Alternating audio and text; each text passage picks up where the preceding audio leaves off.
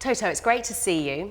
You're a fantastic example of mixing business and sport together because you started from a sporting background behind the wheel and now you've moved into the business side. Was that always the plan?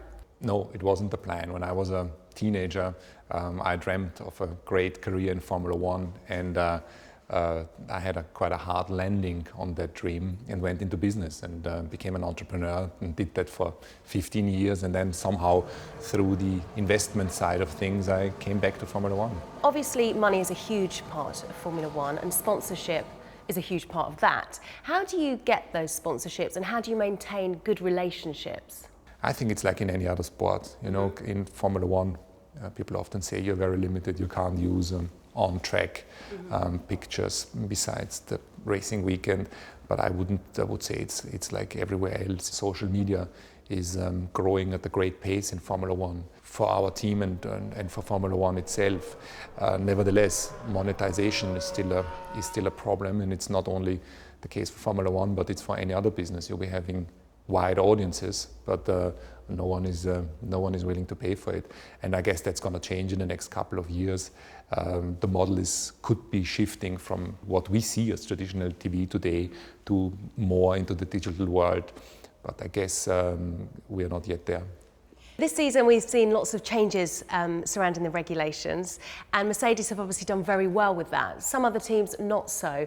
Do you think there needs to be a limitation on how much it can change from season to season? And do you think there should be some sort of capping with the cost of that? I think that Formula One is the pinnacle of motorsport. This is not IndyCar and it's not GP2. We don't want to have standardized cars with standardized parts. Mercedes is in Formula One not only because it's a great branding exercise, but also because it's the pinnacle of innovation. It's the world championship between drivers, but it's also the world championship between engineers.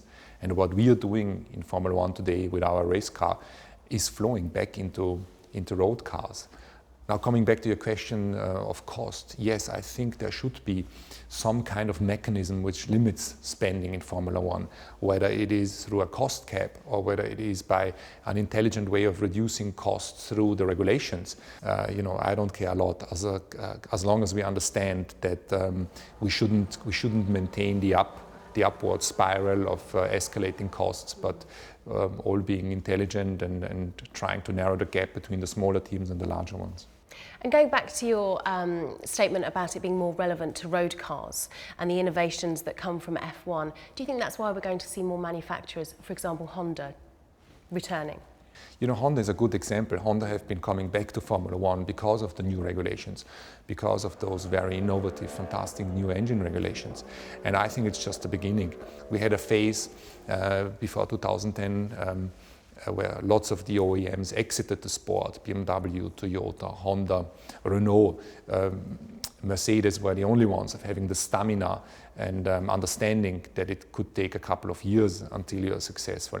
And I guess with the return of Honda now, we are two, let's say three manufacturers in the business with Ferrari, and I guess it's just a matter of times where other car manufacturers are going to come back. So if we could just round things up by getting your thoughts of the future of F1 and what changes may come about when Bernie Ecclestone steps down.